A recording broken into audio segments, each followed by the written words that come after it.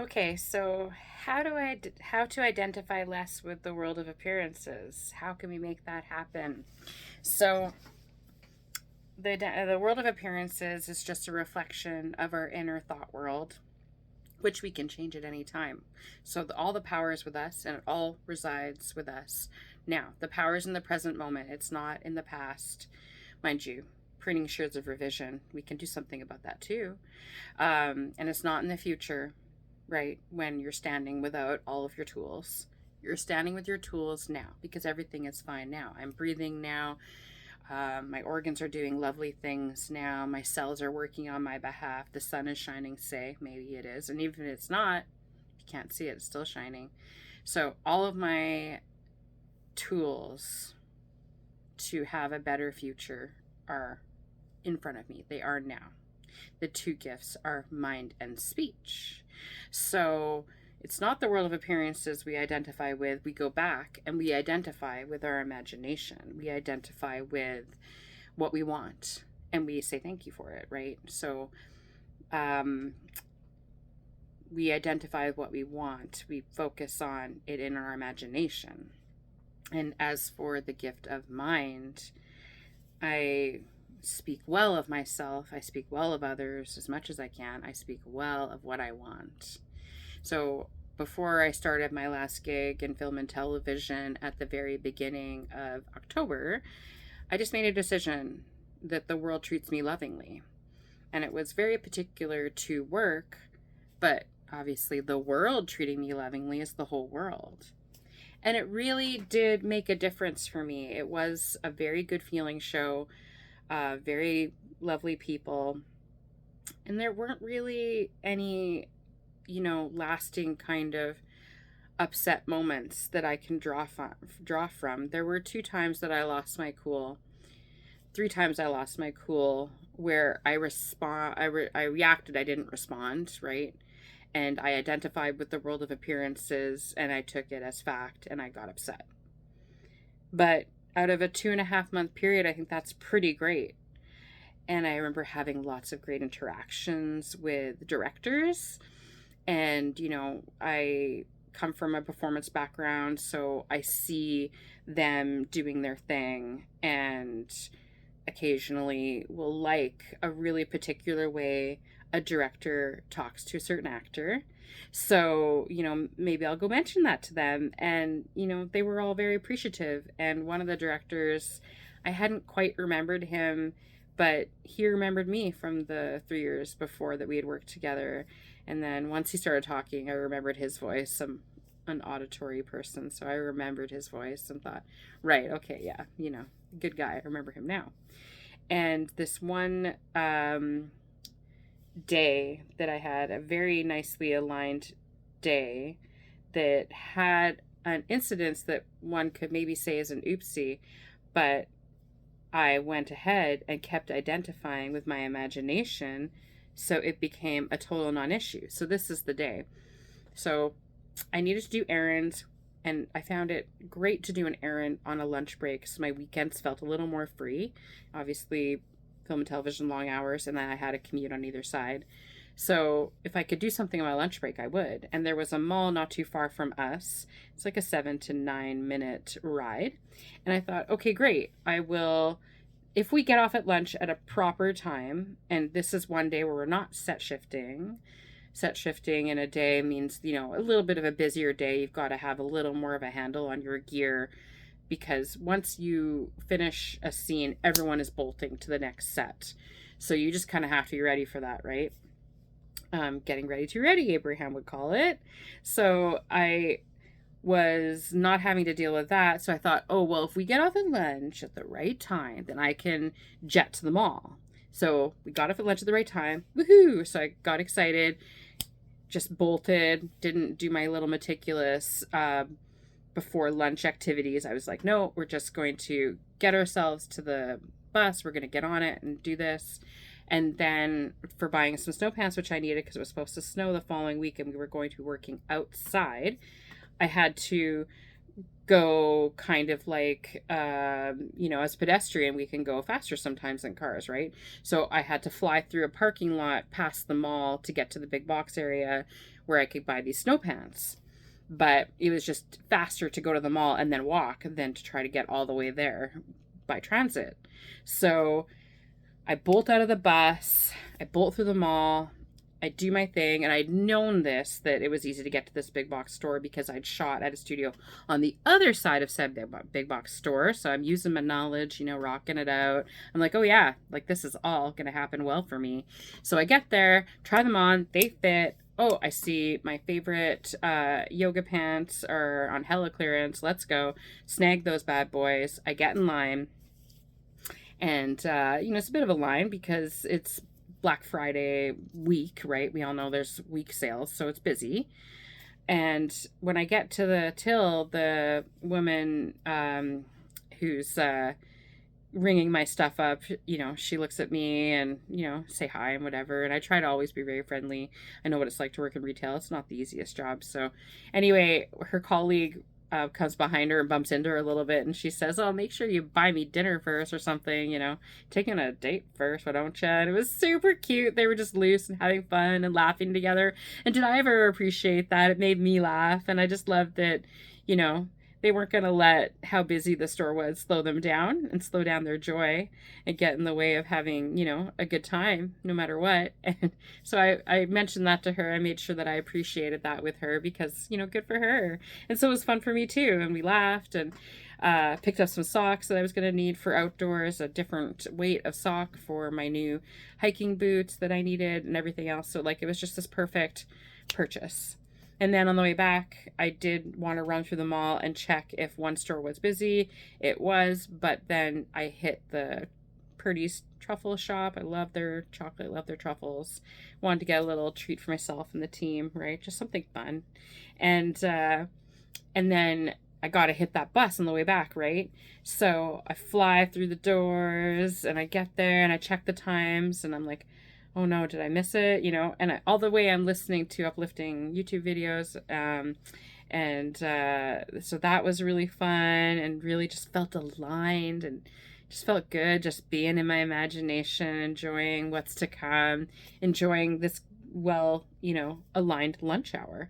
So I get back and, the rest of the day is going just fine. Everything's fine. And I was like, oh, yeah, I want to go for a coffee run. I love a field trip in the middle of the day. And my boss was like, oh, sure. And so he paid for coffee, which is so nice. The world responds to me lovingly. So as I go for coffee, as soon as I can't hear said anymore, I toss on the headphones, I toss on an aligned YouTube video. I'm feeling so good, feeling so empowered and happy to be alive and such, and just really, Abraham calls it milking it. So when you know that you're in a good feeling place, just like you're milking it, you're so appreciative, and it just feels so good to let that momentum again snowball down the hill, like I like to say. Snowballs down the hill with more good feeling thoughts and just feels so good. So anyway, I go pick us up coffee.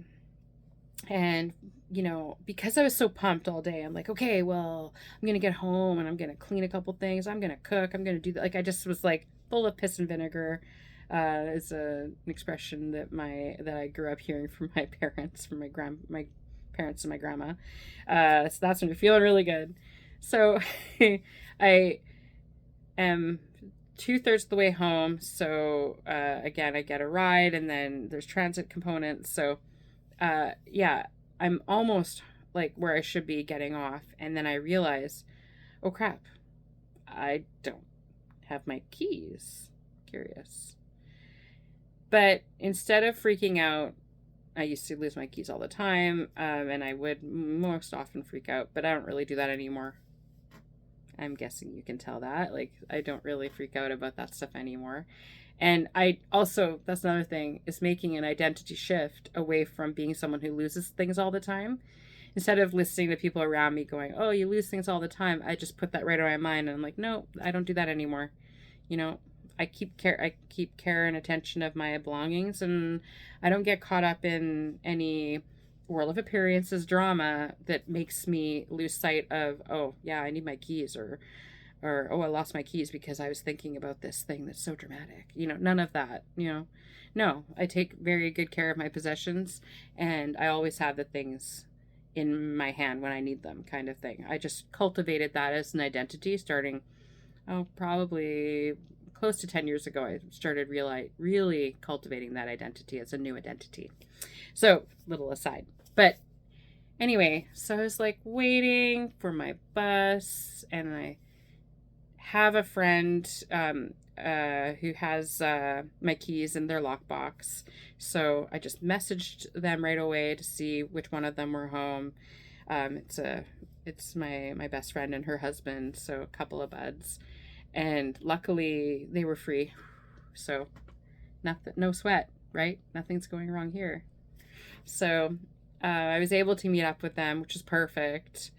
And so we met on a different transit route home than I was planning to take. But again, these are minor adjustments. So I wasn't upset. I wasn't freaked out. I thought it was kind of funny that on like such an aligned day that I would lose my keys, but I wasn't going to identify with it or, be worried or sad about it. I had keys to get into my house. Didn't matter. And I would find them. Like, I really did have that feeling too of, that's no big deal. Like, I'll absolutely find them, right? No big deal. Just relaxed into it, listened to some more aligned YouTube videos, and met up with my friend's husband. He was the one who was available. So got my keys. Great. And got myself back into my place. And I was like, okay, well, I'll look for them tomorrow. And what I had realized, and I tried calling the coffee shop. It was connected to a gas station. I tried calling both of them, and neither one was picking up. So I was like, oh, all right, that's the only one I can try. If I had dropped them on the bus, I was going to have to try that the following day. I did phone the chocolate shop, and she didn't see anything. And I think I did phone the Marks. I did phone the apparel shop as well, and they hadn't seen anything. But I was pleasant with them. I wasn't upset or mad, and I didn't share frustration with them that they didn't have them, and I didn't really even feel it. I was like, well, I'll do my due diligence and just try, right? I'll make these phone calls because it's what I can do until I can check the next day for transit, and then until I can go looking around the following day. But what I realized was, oh, I get to relive that great feeling day, like just double checking all of the spots tomorrow. Like, what a gift that is. I get to relive how good I felt all day by just looking to see if I had left behind my keys. And that was a gift in itself. Just a real thing of, wow, like, and we get to have these good feeling days. We can absolutely have good feeling days more often than not. We really, really can. Even, I would say, all the time. And, maybe something in the world of appearances won't sit right. But then, like Joseph Rodriguez will say on his channel, no shame or condemnation, you just revise it, right? You just use the pruning shears of revision, which are gorgeous tools to cultivate a life you would prefer. So the next day, I wasn't really able to do anything until lunch because it was probably a busy enough morning. It usually is. It's hard to make phone calls. It's hard to make phone calls while you're on set because generally you're doing something. And if we had set moves that day, then you're busier, like I was saying. So at lunch, I thought, well, I'll wait for the bus to come and I'll just ask the driver, right? That's one thing, because that felt very likely. You're high vibe, you're happy, you ran for the bus and you made it. You put your keys down beside you, maybe, right? Like, it's very rare that I do that now. I used to do it back in the day when I first became a transit rider, but I was, I've gotten very good. Again, like I was saying, I've cultivated a habit of making sure I have everything. Like, you definitely look down at the seat before you leave, that kind of thing. I really cultivated that habit. But anyway, it just felt most likely. But I also was thinking, well, I did do up my coat really weird because I was wearing my gear to go get coffee. I wonder if I shuffled them around, because I always carry them in my one pocket, always. And that's where they weren't. So it felt like, because of the shuffling of wearing gear while going to get coffee and trying to do up my coat, that I moved them around and did something dumb, like, I'm so high vibe, I don't care about anything, and dropped them. So I checked with the first bus driver when he came by the stop. And he said, well, no, but there are 2 other bus drivers that you can check with. And I thought, oh, okay. So I looked to see how long it was going to be until the next driver would be coming around. And I'm like, oh, I totally have time to just run to the coffee shop and check and see what they have. Maybe, even the person I talked to yesterday didn't see anything. Maybe a customer found them on the ground somewhere and turned them in. So I just threw on a YouTube video that was uplifting, threw on the headphones, decided to go for a little walk. And then the next stop, I could check with, right? Once I had checked with the coffee shop, I could just wait at that next stop for the next driver to come, which was 15 or so minutes away, something like that. So as I'm walking and scanning the ground, trying to be diligent, I get to the crosswalk and there are my keys. So they clearly have been driven over and they're kind of all over the crosswalk, but there they are. There they are. And I laughed and I took a picture. That's the thumbnail for this video. And, it just cracked me up. And it just made me again, appreciative of the good feeling day I had the day before and how cemented that was in my life experience and that I can have those good feeling days whenever I want.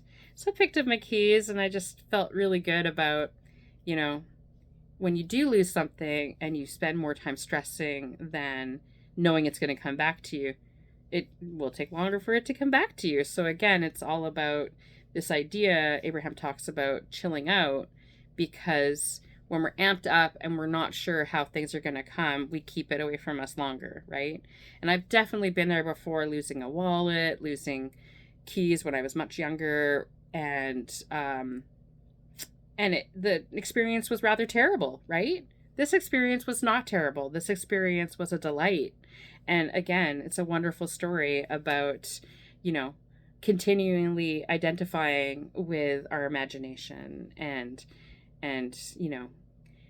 continually identifying with how we speak about ourselves. And it was that, well, I'll get him back. I'll get him back. It's no big deal. So it was like a cool capper to a story of growth and of me being proud of myself and making those changes. And we can all make those changes. So thanks for listening.